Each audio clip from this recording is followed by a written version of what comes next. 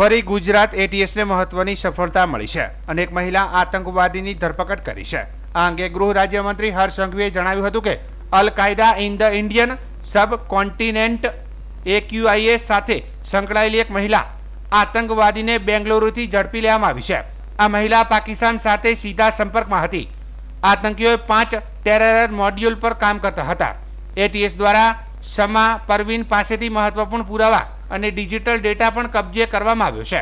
તપાસમાં સામે આવ્યું છે કે શમા પરવીન 23 જુલાઈએ ઝડપાયેલા 4 આતંકવાદીઓ સાથે પણ સંપર્કમાં હતી।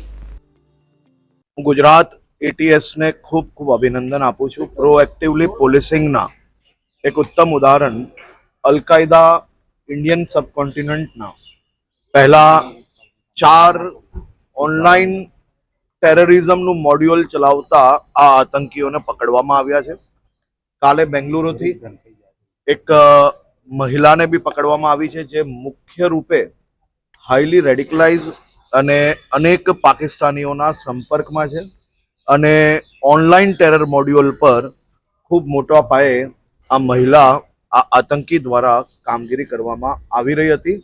આ 5 લોકોને પકડવામાં આવ્યા છે અને એટીએસ દ્વારા પ્રોએક્ટિવલી પોલિસિંગ અને ખાસ કરીને ઓનલાઈન અને બધી જ પ્રકારના જે ડીપ ફેક, ડાર્ક વેબ, આ બધા જ પ્રકારના મુદ્દાઓ પર એટીએસ દ્વારા જે ધ્યાન રાખવામાં આવ્યું છે, તેના કારણે આજે આ પકડવામાં આપણે સફળતા પ્રાપ્ત થઈ છે।